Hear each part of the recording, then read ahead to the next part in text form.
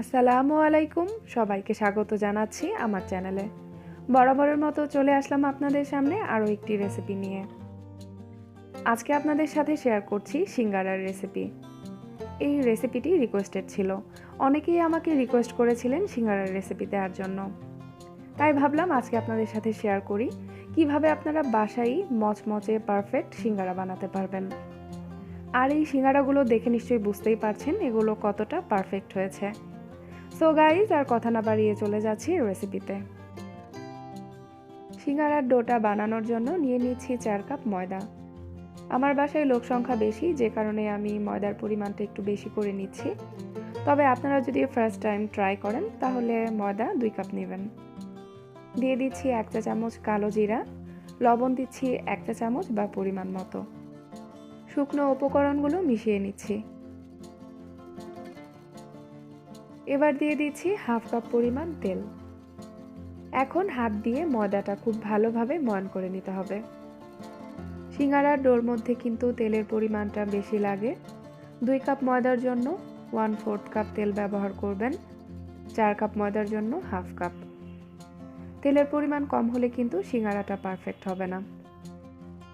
হাত দিয়ে এভাবে করে তেলটা ময়দার সাথে ভালোভাবে মিশিয়ে নিতে হবে। যখন দেখবেন যে হাতের মুঠোতে ময়দাটা নিলে এরকম দলা পেকে যাচ্ছে, তখন বুঝতে হবে যে ময়দার ময়ানটা পারফেক্ট হয়েছে। এই পর্যায়ে অল্প অল্প করে পানি অ্যাড করে ডোটা বানিয়ে নিতে হবে।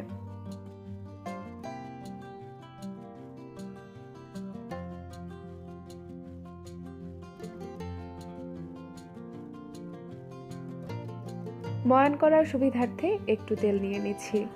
সিঙ্গারার এই ডোটা কিন্তু বেশি নরম করা যাবে না। ডোটা নরম হয়ে গেলে কিন্তু সিঙ্গারা বানাতে গেলে সমস্যায় পড়ে যাবেন, অর্থাৎ সিঙ্গারার ভাঁজটা ভালোভাবে দিতে পারবেন না।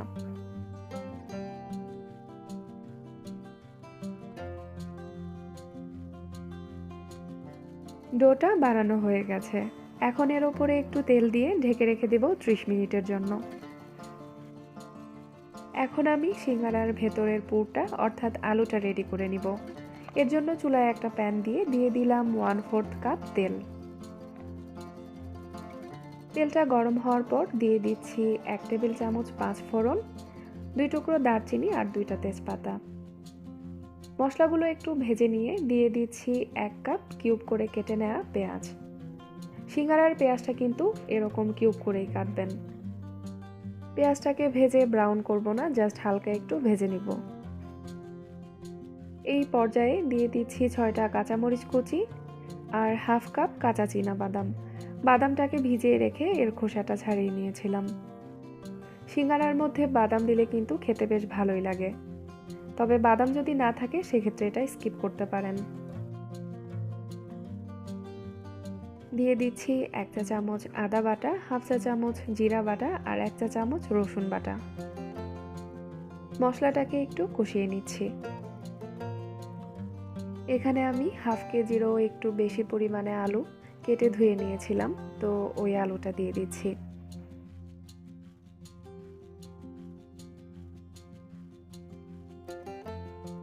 দিয়ে দিচ্ছি 1 চা চামচ হলুদের গুঁড়া, 1 চা চামচ লাল মরিচের গুঁড়া, 1 চা চামচ ধনিয়া গুঁড়া। লবণ দিয়ে দিচ্ছি 1 চা চামচ বা পরিমাণ মতো। নেড়ে চেড়ে মশলাগুলো আলুর সাথে ভালোভাবে মিশিয়ে নিচ্ছি।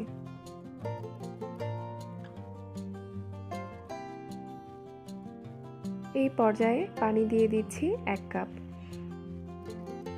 এখন এটা ঢেকে দিব আর ঢাকনাটা খুলে মাঝে মাঝে নেড়ে চেড়ে দিব।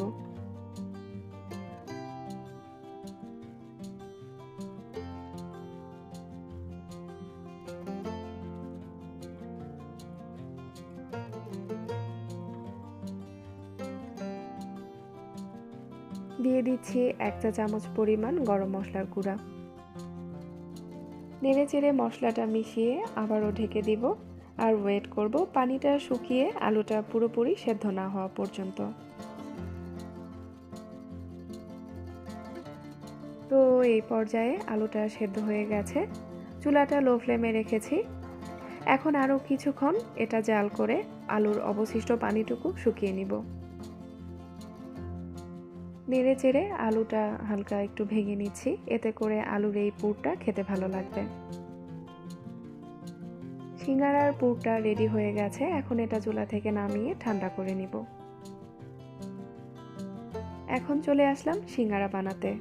প্রথমেই লেচি কেটে নিচ্ছি যাতে সিঙ্গারাগুলো মোটামুটি একই সাইজের হয়। আর লেচিগুলো একটু বড় সাইজ করেই করছি, কারণ সিঙ্গারার রুটিটা কিন্তু একটু মোটা করেই বানাতে হবে। লেচি কেটে নেওয়ার পর এটা কিন্তু অবশ্যই ঢেকে রাখতে হবে। রুটি বেলে নেওয়ার জন্য কোনো প্রকার ময়দা ব্যবহার করব না, তাই সামান্য একটু তেল মেখে নিচ্ছি রুটি বেলার সুবিধার্থে। সিঙ্গারার রুটিটা একটু লম্বা টাইপের হবে আর তুলনামূলকভাবে একটু মোটা হবে। রুটিটা ঠিক কেমন মোটা হবে আমি জাস্ট আপনাদের একটু দেখিয়ে দিচ্ছি। আপনারা চাইলে এর চেয়ে মোটা করেও রুটিটা বানাতে পারেন, তবে এর চেয়ে পাতলা না করাই ভালো। রুটিটা মাঝখানে কেটে নিলাম। একটা রুটি দিয়ে দুটো সিঙ্গারা হবে। সামান্য একটু পানি দিচ্ছি সিঙ্গারাটা সিল করার জন্য। এখন আসলে মুখে বলার কিছু নেই, সিঙ্গারার ভাঁজটা কিভাবে দিতে হয় আপনারা একটু খেয়াল করলেই বুঝে নিতে পারবেন। আলুর পুরটা দিয়ে দিচ্ছি। আলুটা দিয়ে চামচ অথবা হাতের সাহায্যে ভালোভাবে সেট করে দিবেন। তারপর আবারও চারপাশে একটু পানি লাগিয়ে সিঙ্গারাটা সিল করে নিব।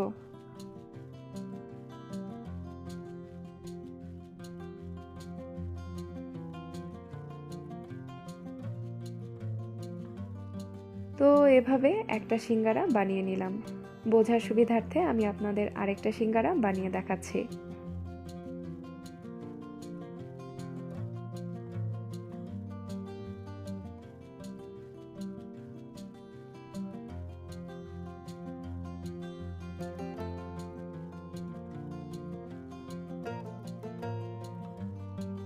বেশ কয়েকটা পদ্ধতিতেই সিঙ্গারার ভাঁজ দেওয়া যায়, তবে আজকে আমি আপনাদের সাথে সবচেয়ে সহজ পদ্ধতিটি শেয়ার করেছি, যাতে করে আপনারা খুব ইজিলি সিঙ্গারার ভাঁজটা শিখে নিতে পারেন। আপনাদের আমি আরেকটা পদ্ধতিতে সিঙ্গারার ভাঁজটা করে দেখাচ্ছি। আপনাদের কাছে যেটা ইজি মনে হয় সেটাই ট্রাই করবেন।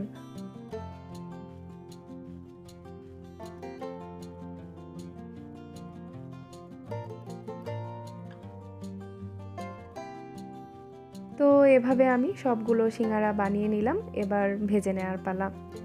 চুলায় একটা ডিপ ফ্রাই প্যান দিয়ে পরিমাণ মতো তেল দিয়ে দিলাম।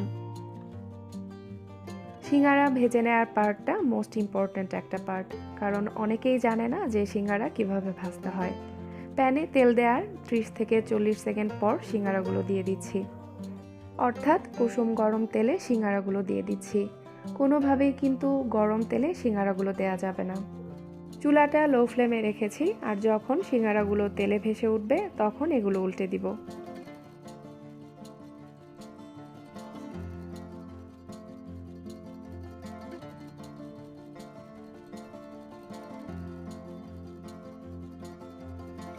তো প্রায় 8 থেকে 10 মিনিট লো ফ্লেমে জাল করে নেওয়ার পর তেলটার মধ্যে পুরোপুরি বলক চলে এসেছে আর সিঙ্গারাগুলো তেলের উপরে ভেসে উঠেছে। এই পর্যায়ে সিঙ্গারাগুলো উল্টে দিচ্ছি। সিঙ্গারা ভাজা কিন্তু একটু সময় সাপেক্ষ। আপনি যদি পারফেক্ট সিঙ্গারা ভাজতে চান সেক্ষেত্রে একটু সময় নিয়েই সিঙ্গারাগুলো ভাজতে হবে। আর এই সিঙ্গারাগুলো ভাজতে আমার প্রায় 20 থেকে 22 মিনিটের মতো সময় লেগেছিল।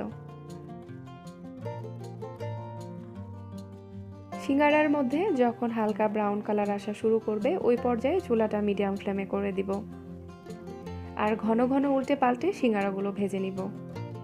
ঘন ঘন উল্টে পাল্টে এ কারণেই দিব যাতে করে প্রতিটা সিঙ্গারার চারপাশ থেকেই পারফেক্ট একটা কালার হয়। দোকান বা হোটেলের মতো সিঙ্গারা বানাতে চাইলে সিঙ্গারা ভাজার ক্ষেত্রে অবশ্যই আপনাদের এই ট্রিক্সগুলো ফলো করতে হবে।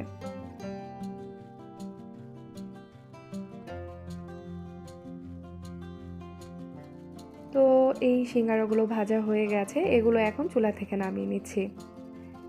আর সিঙ্গারাগুলো চুলা থেকে নামানোর পরেও কিন্তু এর কালারটা আরও গাঢ় হবে।